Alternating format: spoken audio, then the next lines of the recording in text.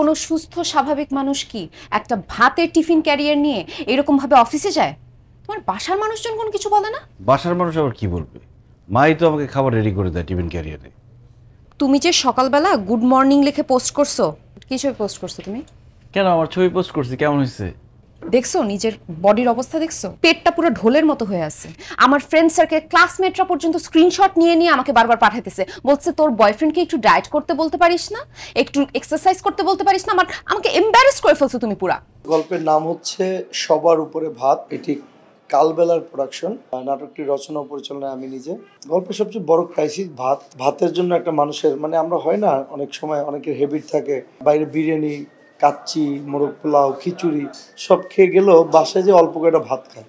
তো ক্যারেক্টারটা এইরকম একটা ক্যারেক্টার ওবায়দুল, যে আসলে অল্প করে হলেও তার ভাত খেতে হয় এবং ভাত খাওয়ার প্রতি তার একটা আলাদা নেশা আছে।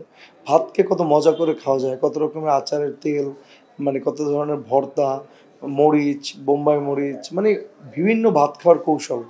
এটা মানুষ ভাতটাকে খুব এনজয় করে, নর্মাল নাস্তা টাস্তা থেকেও সে ভাতটাকেই বেশি এনজয় করে। তো এইরকম একটা ভাতপ্রীতি মানুষের গল্প। আজকে খাইতে সুৎখা, এরপর থেকে ভাতটা একটু কম খাইস, কারণ এখনো তো বিয়ে শাদি করস নাই। এত বড় একটা ঢোল মার্কা পেট হয়ে রয়েছে। একটা পরের বাড়ির মাই আইসা যদি দেখে যে এরকম বুড়িয়াল একটা জামাই, তাহলে কেমন লাগবে কত দেখি? হ্যাঁ, এই কথাটা খাওয়ার আগে বলতে পারলাম না? খাবারও দিলে আবার এইসব কথা বলতেছো। আদর করে করে খাবার বাড়াই দিবা, আবার বলবা যে কম খা, মোটা হয়ে যেতেছি। রাগ লাগতেছে, এখন আমার খাইতে ইচ্ছা করতেছে না। খা, কালকের থেকে কমাই দিস, আজকে খেয়ে ফেলা নে।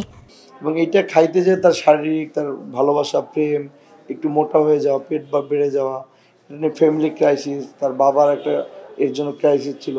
ফাইনালি এইটা নিয়েই আমাদের গল্প। তো বাকি গল্প জানতে হলে কালবেলার ড্রামার দিকে চোখ রাখতে হবে।